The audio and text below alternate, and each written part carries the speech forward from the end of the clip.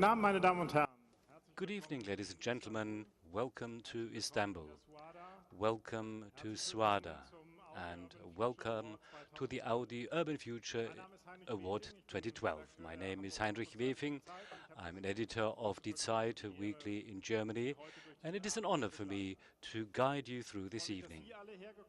I'm also very happy that many of you have arrived here, and if you've been aboard, then you probably enjoyed this charming and fascinating boat trip. It was a pleasure.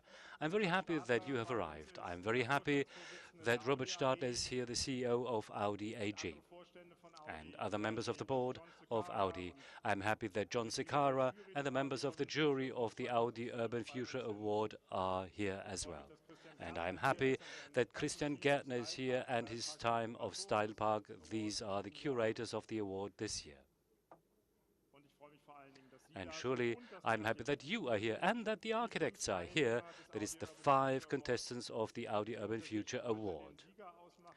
And we are going to see who the winner will be. Well, the winner has been determined already, but we are not going to tell you right now. We would like to, hold not to divulge the information right away. But nevertheless, I would like to mention the 5 participating architecture offices. 1, Superpool from Istanbul.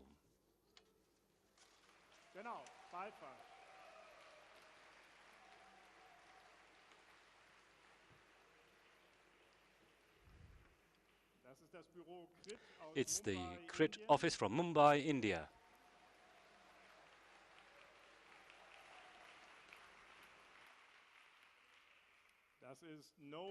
And Node Architecture and Urbanism, Pearl River Delta from China.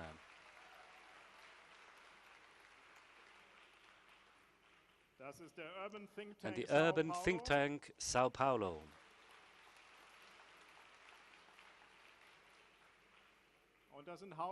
And Höweler Yoon from Boston in the United States of America.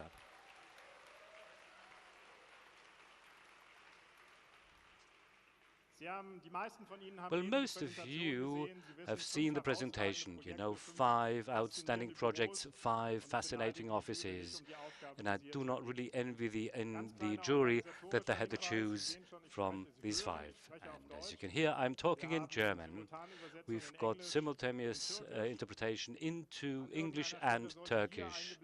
Well, actually, you should see which channels are used for which language.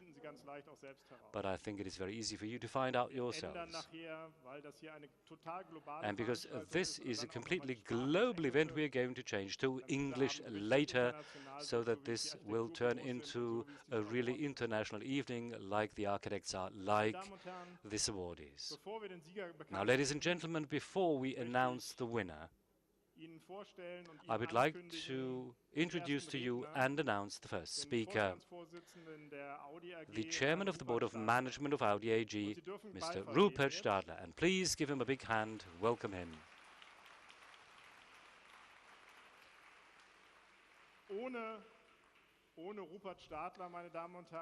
Ladies and gentlemen, without Rupert Stadler, and I don't think that this is an exaggeration, we would not be here this evening. Right from scratch, right from the outset, he supported the Audi Urban Future Awards. And I'm very happy that he really took the trouble to come to Istanbul today, because he has to leave immediately, go back to Germany right away. And therefore, we are particularly happy that he's here and is going to give a short presentation. You have the floor.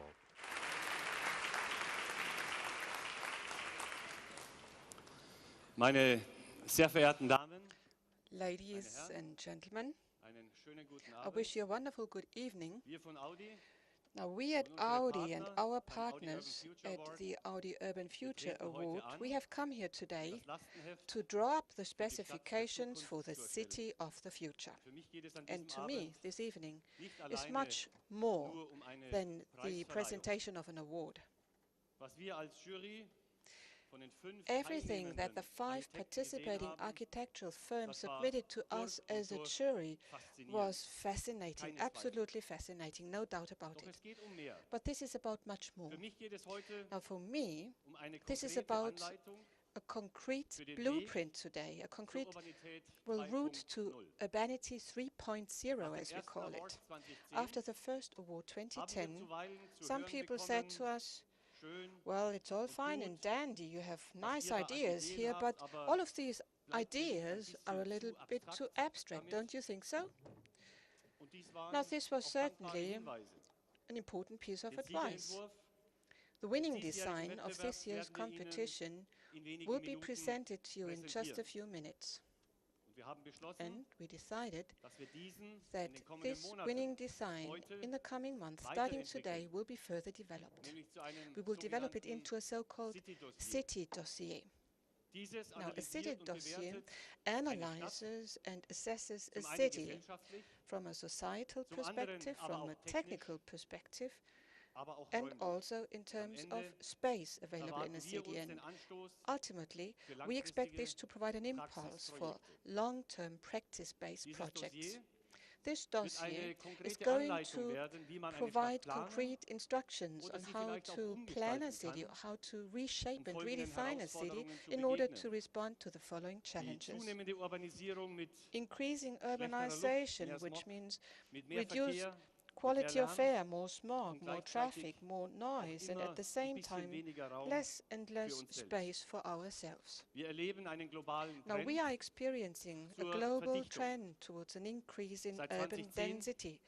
In 2010, for the very first time worldwide, more people have been living in the cities than in rural areas. And by 2030, a good 5 billion people will be living in cities, compared to only 3.5 billion people living in rural areas. And as a consequence, conurbations will become larger and larger and more densely populated. In China, there are already more than 40 cities with more than 1 million inhabitants, and worldwide we have 10 metropolises in which even more than 10 million people live. And well, after Mexico, Shanghai and Beijing, Istanbul occupies number 4, rank 4 of the list of megacities of our planet. Some time ago, I spent a couple of days on vacation with my wife here in this city, and I realized immediately that we have to invite you to this city for the presentation of the award. So why am I so fascinated by this city, particularly by this city, Istanbul? Because it's simply a city of many contrasts. On the one hand, there's a maze of historical, narrow, winding alleys and lanes. And on the other hand, we have an international transport hub. We have airports, bus stations, we have motorways, and we have seaports. So on the one hand, we have wonderful mosques and villas and palaces, and on the other hand, we have skyscrapers in the Levant business district and so on. Now, to sum it up, it's an old city with a long tradition with 2,600 years of history, and at the same time with the largest population of young people, more young people than in any other large city in Europe. This is a meeting place for concepts, for cultures, and even for entire continents. And obviously, people here know how to successfully blend and reconcile opposites, or at least to avoid clashes between opposites.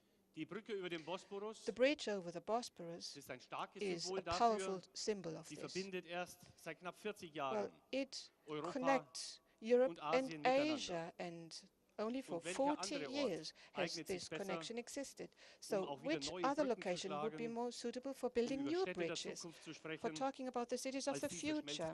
This is an excellent location, this melting pot with more than 13 million inhabitants.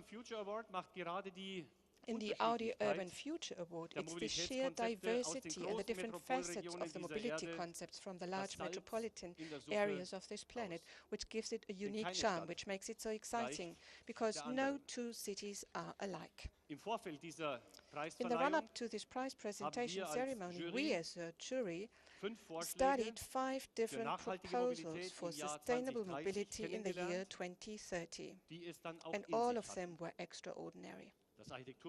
The architectural firm Superpool from Istanbul thought about a system of co-determination via social networks so that city planning, urban planning becomes more democratic. And Superpool also supports the idea of breathing new life into public spaces, reviving public spaces by pushing back and reducing the infrastructure. The architects from Crete in the Indian city of Mumbai defined an integrated mobility concept, which comprises people, goods, energy, and data. Urban space is something they want to shape on the basis of a fair reconciliation of interests between the among the social classes in Mumbai. And they also designed a couple of tools for this purpose. Ultimately, the idea is to increase quality of life.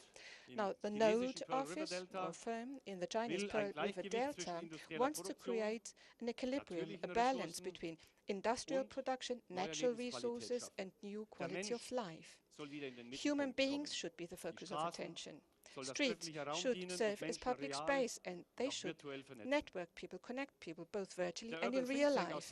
The urban think tank from Sao Paulo in Brazil as the fourth group, they thought in every direction. They thought about traffic on the streets, underground, in the air, and the architects also looked at transport modes covering different lengths of haul and merged all of them with each other. And they also demonstrated how mobility can above all, overcome social borders, and how, all in all, a new feeling of life, a new lifestyle can be developed, which is based upon new forms of mobility. And Höweler Yoon Architecture from Boswash, the economic area of Boston and Washington, presented to us how one can eliminate the separation between the city and its suburbs, how urban wasteland can be better utilized, also to grow food for the region, and how to communicate in a more flexible and efficient manner, and how travel times can be turned into a special experience. Now, I'm not going to tell you who the winner is. I'm certainly not going to tell you this, but I'm happy to tell you why we, as an automotive manufacturer, commit ourselves to increasing the quality of life in the cities. We want to make it a higher quality of life in the cities, and we want to assist in organizing urban life. I'm going to tell you why we do it. Because if you permanently strive for progress, you also have to have the courage to rethink time and again, and to question conventional wisdom. And that's the very core and essence of our corporate culture. We at Audi have always been pioneers, searching for new ways. We've always been ambitious enough to expand our lead. Day by day, we want to really expand our lead, want to be pioneers, and that's why with the Audi Urban Future initiative, we have been striking unusual, mostly new paths for 3 years now. Our commitment to us is part of our corporate responsibility of what we are as a company.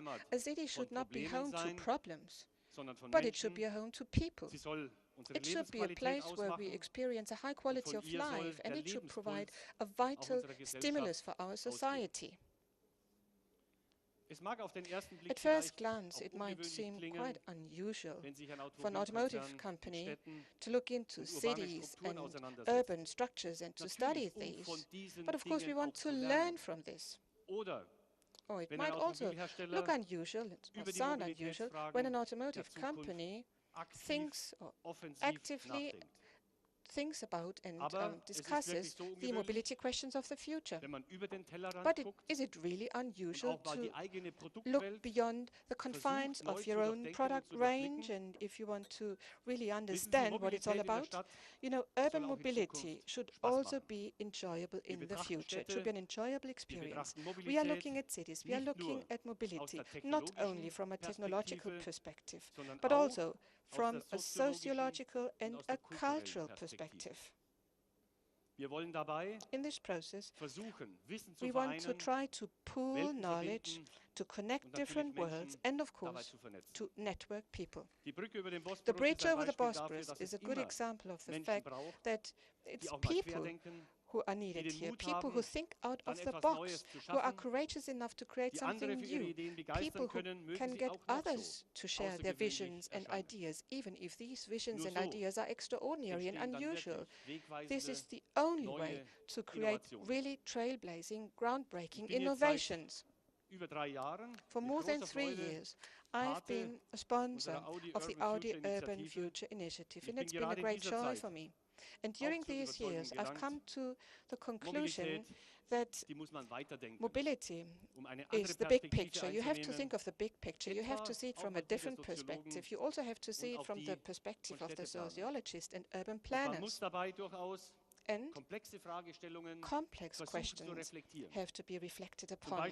For instance, what social tensions are created as a result of the emerging middle class in Mumbai?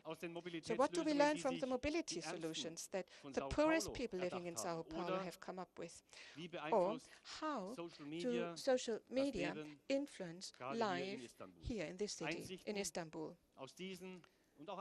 In our company, we are treating insights from these and other questions in an open and systematic manner.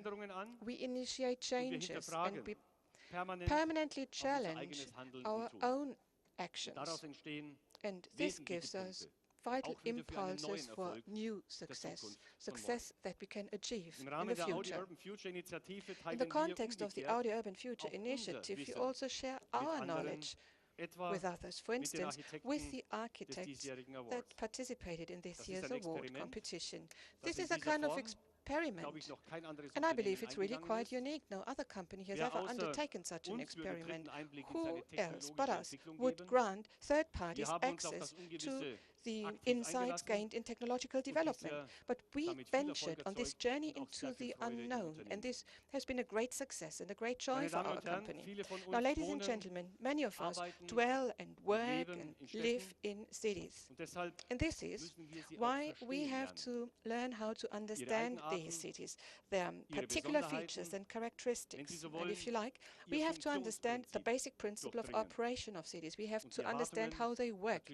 And of course, we have to understand and learn about the expectations of the people who live in these cities. In spite of the trend towards globalization, the large cities have a high degree of local identity. And this is why there is no universal blueprint for the city of the future. There is no universal concept. And what applies to the city also applies to future mobility. These challenges of future mobility cannot be solved by anyone on their own, not by a single government or a single company or social network. We have to team up, we have to cooperate across disciplines, and then we can identify and generate new impulses. And this is why we are very happy that we gained Mark Wigley as our partner for the Audi Urban Future Initiative. It's a great joy for us. As a dean of the architecture faculty of the renowned Columbia University, he founded a think tank which, together with Audi, looks at the future of cities in a scientific way. And it goes far beyond the learnings of contemporary urban research. He has a project that looks at asymmetric mobility and at a mix of different formal and informal types of mobility. And this is what we also observe in Istanbul.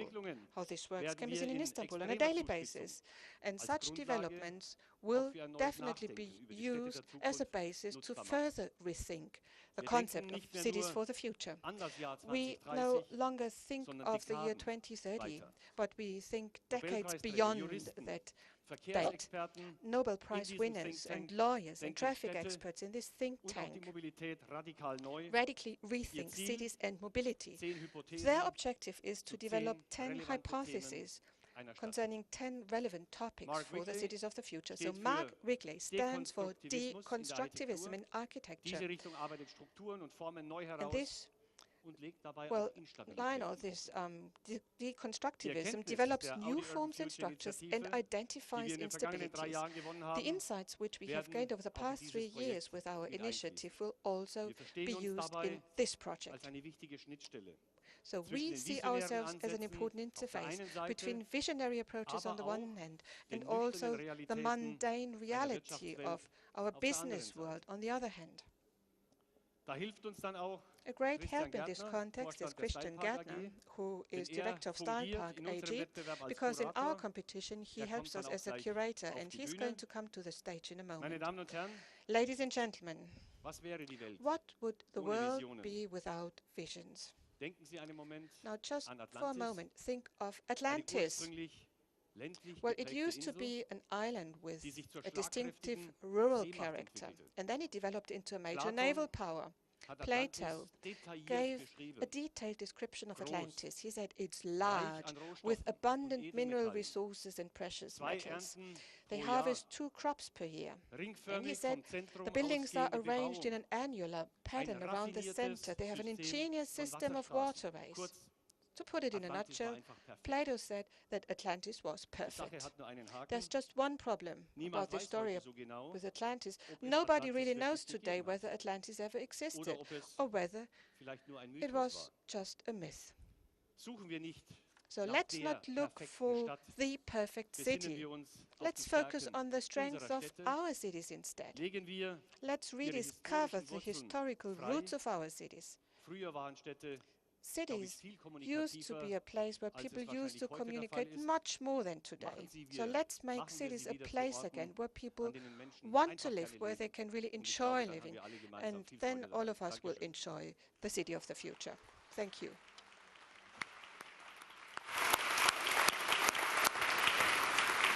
Vielen Dank, Herr Stadler. Thank you very much, Mr. Stadler, for your introductory words. And you announced the next speaker. Christian Gärtner is going to give you the next speaker. He's the CEO of Style Park AG from Frankfurt. He's losing his mic at this moment, but doesn't matter. Style Park is the curator of the Audi Urban Future initiatives, and at the same time, they also will present the prize today. I'm going to continue to talk until Christian has finished everything. Christian, you have the floor.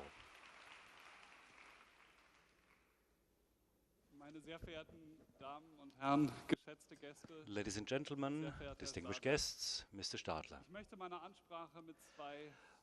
I would like to start my speak with 2 evidently simple questions, and you mentioned them in your speech as well, and they are the beginning of our joint travel. Where are we going, and how do we get there? You see, it's not my intention now to embark on a philosophical discourse. No, it is all about talking about, or rather making us aware of the increasing complexity when it comes to answering these questions. To make things simple, let us start with the practical level, that is, the modes of transport. I can imagine very well that some of you have traveled here, and it was a very diverse journey. Starting with a plane, using a taxi, maybe using a streetcar or a tram, and at the end, you took a boat. But no matter how you arrived here, we, or all of us, had a common goal, which we wanted to reach as conveniently as is possible, and I believe it was quite spectacular today, but we also want to reach our destination efficiently. But we are not talking about the physical modes of transport alone, who were with us while traveling to Istanbul. This route was lined from different built-up areas. We have been linked with all of the world using our electronic assistants while we were moving through specific areas, and of course we also were traveling along, changing parameters again and again. In other words, we are not talking about a linear movement from A to B, but we have a high frequency of many transactions, which allowed us and enabled us to handle these formal and informal structures of an urban area. So you may say that a city doesn't only demand mobility, but the city itself becomes mobility. And our picture of a city as an agglomeration of built-up structures is now facing the invisible, the volatile, and the mobility inherent in it. And consistently, we consider ourselves as a part of an intricate and far-developed network of movements and motions which creates new requirements and needs and possibilities. We may assume and that most people will live in cities. And here we can say that the city will turn from a threatening, problematic entity to a positive, dynamic place whose potentials are inexhaustible. The sociologist Saskia Sesten says that we have to learn to listen to a city in order to understand its added value. And Mark Wigley's idea of the extreme city, and of course his colleagues' ideas, that is, it is a bit more of a city, and we should accept the generous offerings given. And I believe that all this is pointing in the right direction. I think it is a fact. Cities will continue to grow, but how they will look like in future, that's something which we cannot say or forecast with any measure of certainty. We can only say that the space or the area which we live in will not be the same in future.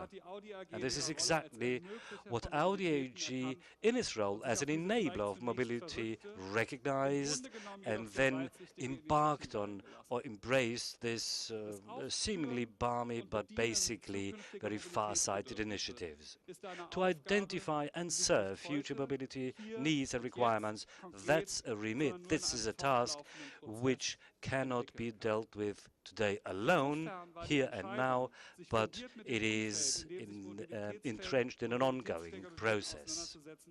You see, therefore, we believe it was a very conscious decision to deal with these modes of transport, and it underlines Audi's obligation not only to be a trailblazer when it comes to innovation, but also when it comes to mobility in the future in all its facets and nuances. The new role which a car will play in a highly complex urban area is not considered to be, or is not interpreted as a problem by us, but is considered to be a solution which may open new options for us in future. Now, how do we move? How do we get there?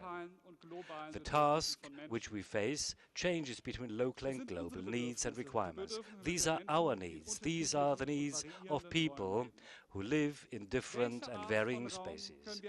Now, which kind of space can we offer, which harnesses the chances of mobilities which cross each other?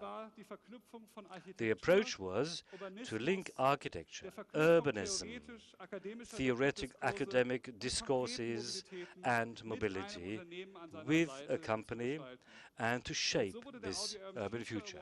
And this is the reason why the Urban Future Award and the Urban Future Initiative was given life, and this meant that the group has internal and external expert networks, and they use them to give impetus and incentives to others. We, as curators, have got the task to identify these networks, to activate them, and to link them with Audi. Now, let us have a look at the network of this award. Mr. Stadler introduced to you the architecture offices, and I do not want to repeat these concepts. But permit me to underline again that the selected cities and regions have provided decisive laboratory situations for the dialogue between architecture, mobility concepts, as well as urban planning. They embody the places of the future in which density, formal versus informal, and transaction capacities of a very new kind are being dealt with to a great extent. The offices selected for this award are experts in their region, and they are characterized by the fact that they've made significant local contributions. Based on an exact analysis of existing mobilities and the general conditions, in the next step we had a debate or discussion about the question of individual mobility within major, larger mobility complexes. The objective was, like the Chinese curator said, that is, we want to find trans-local scenarios which identifies local particularities and identify transformative interventions. And this is what the Architecture Office achieved. It is all speaking for themselves. We are not talking about crazy ideas. No, we see ideas which are an indicator that it is not so absurd to turn what seems to be impossible into something which is possible. Here, at this point, I'd like to thank all the participants and contestants and their teams for their hard work, for their exact analysis, and the patience when dealing with us, the feeling or the sense, rather, for innovation and the courage to word or define a vision. I'd like to thank them for all this work. They are courageous because they've become vulnerable. I believe this is a very important feature.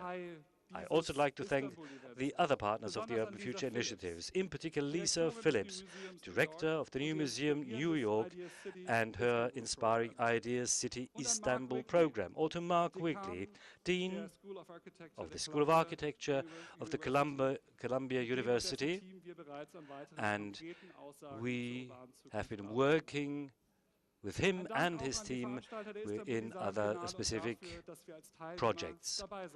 I'd like to thank the organizers of the event that we can attend this meeting.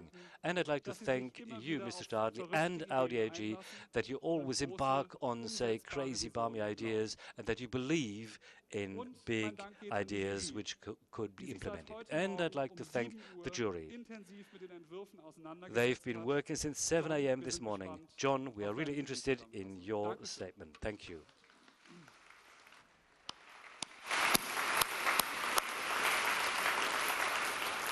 Vielen Dank, Christian Gärtner. Ladies and gentlemen, now is the time to switch into English. You can take your headphones off and turn them on. It is my distinct pleasure and my privilege to introduce to you John Ficarra, the head of the jury for the Audi Urban Future Award 2012. Join me on the podium. Good to see you. Thank you very much. The stage is yours.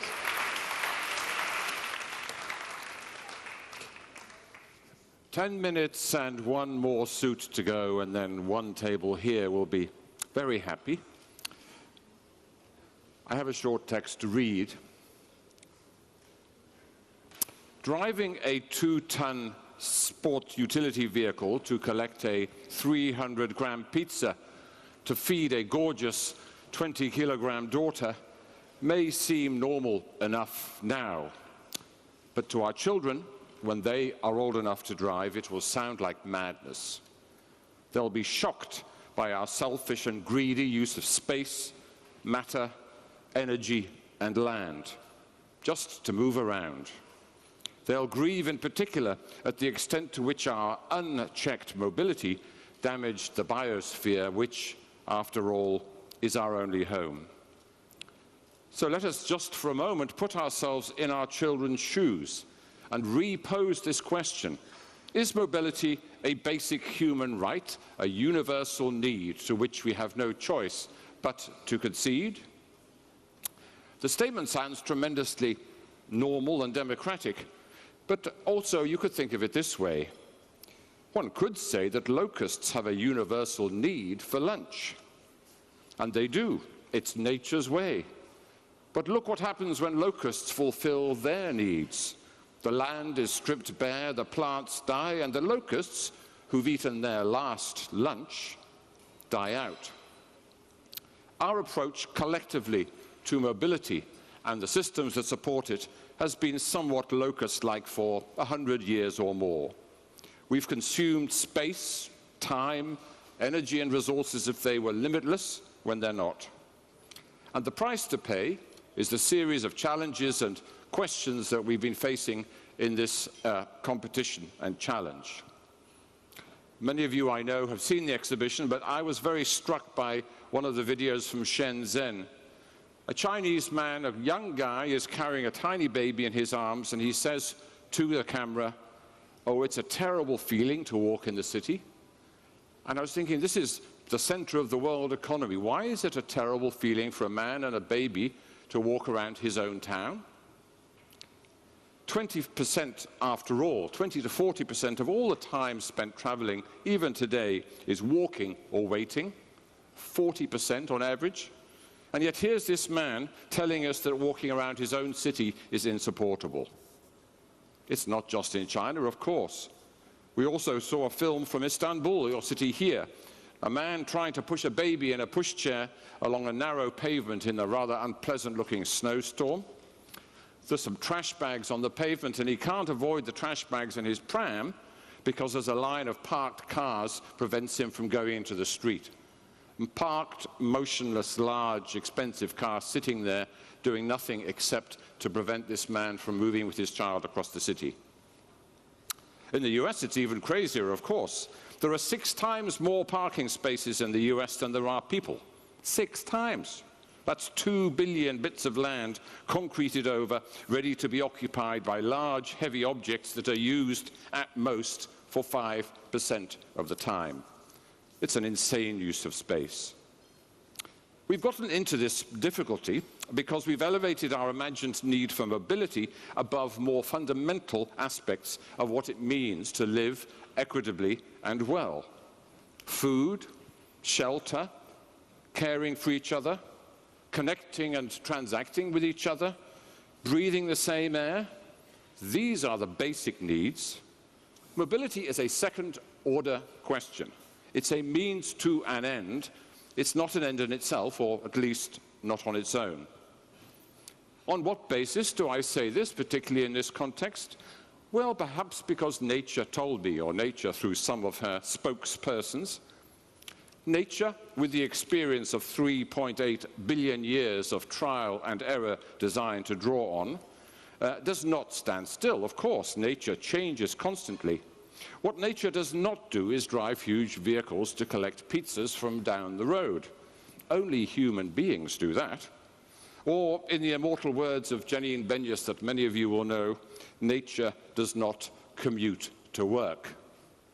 So, what are we to do? How are we to reconnect with this common sense observation about the natural way to organize our inhabitation of this planet?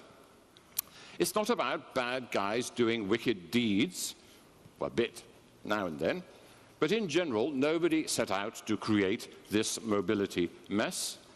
All of us, I think, rich and poor, powerful and less powerful, the excluded and the persons on top, have values in common that can be a place to sort of reconsider and reconfigure the discussions amongst us.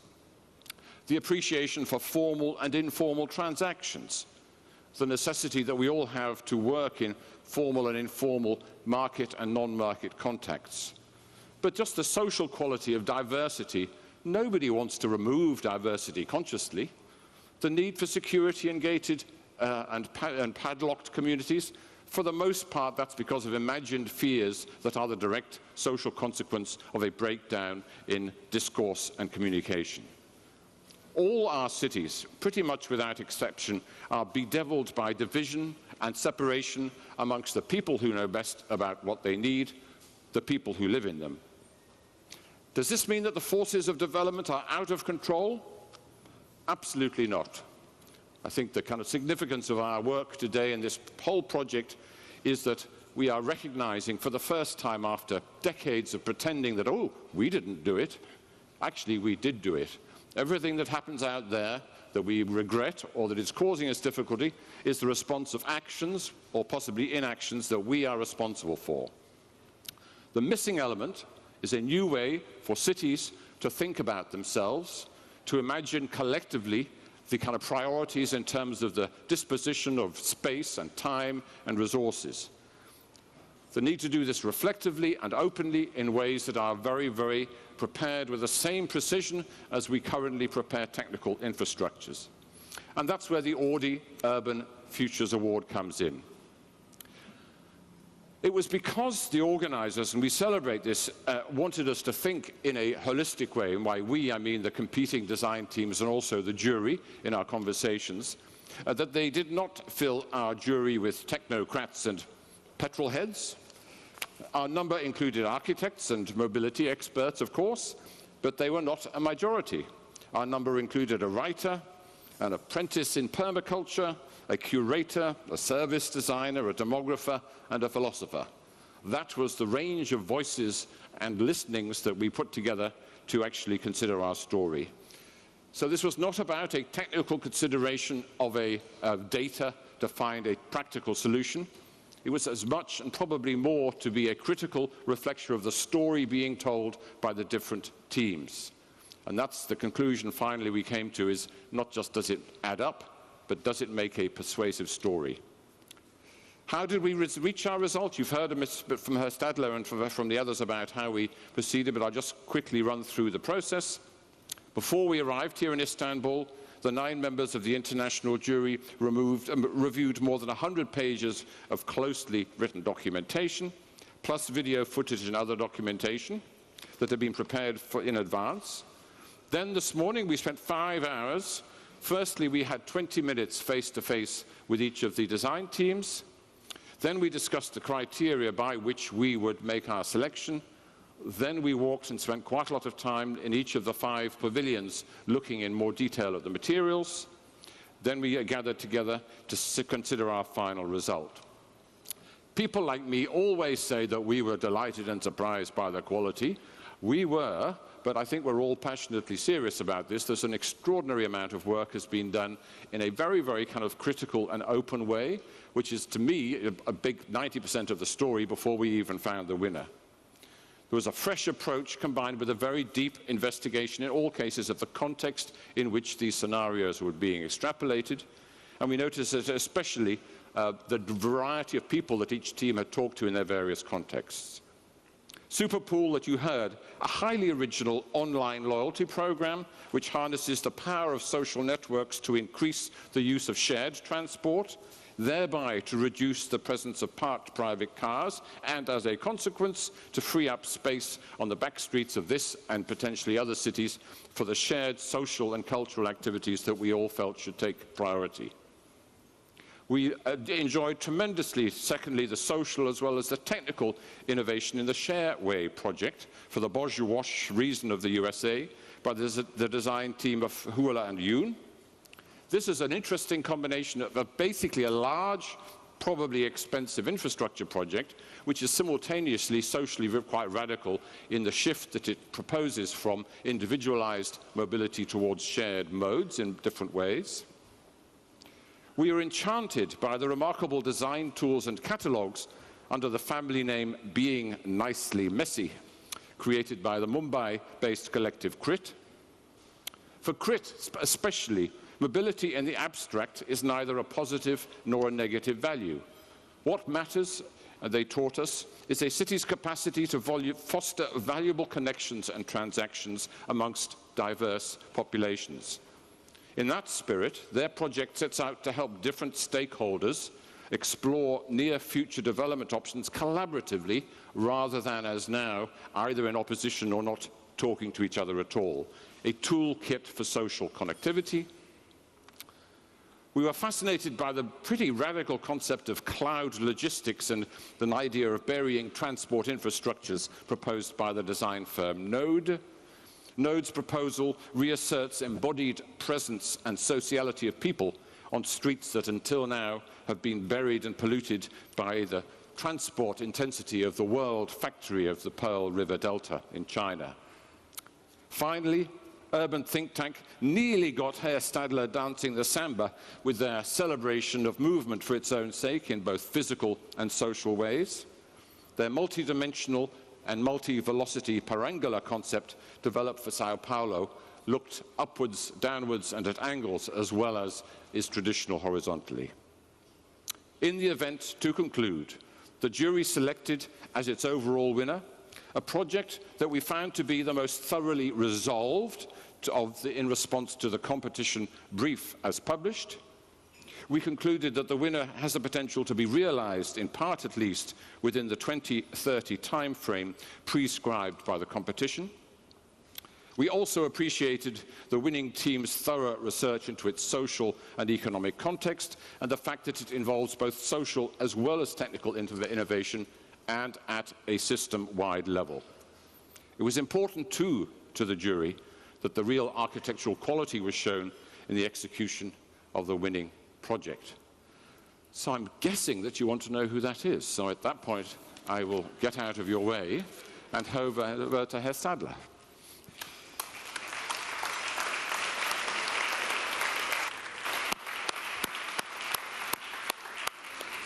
John, thank you very much. The nail biting is over. This is the moment you've all been waiting for. And it's my pleasure to once again invite Mr. Stadler to the podium and announce the winner of the Audi Urban Future Award 2012. So I will do so. Ladies and gentlemen, and now I think we have come to a very exciting moment.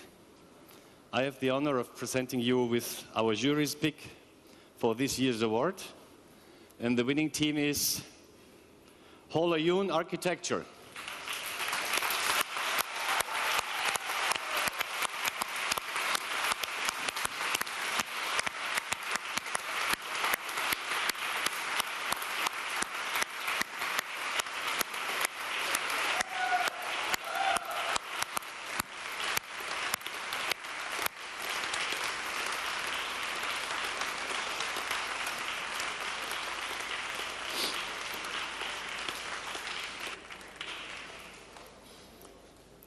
We have to say that we were amazed and impressed by your vision for the Boswash urban area through to 2030. These US architects continue, under our view, the American dream, freedom, individuality, a dream that is also embodied by mobility. And now that our jury has chosen this year's award winners, we want to see a little bit more. Their vision detailed in the so-called city dossier. Once again, congratulations. Very good. Excellent.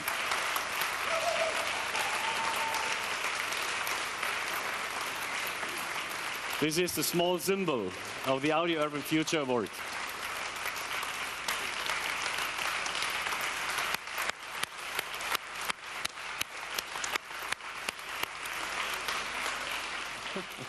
Thank you.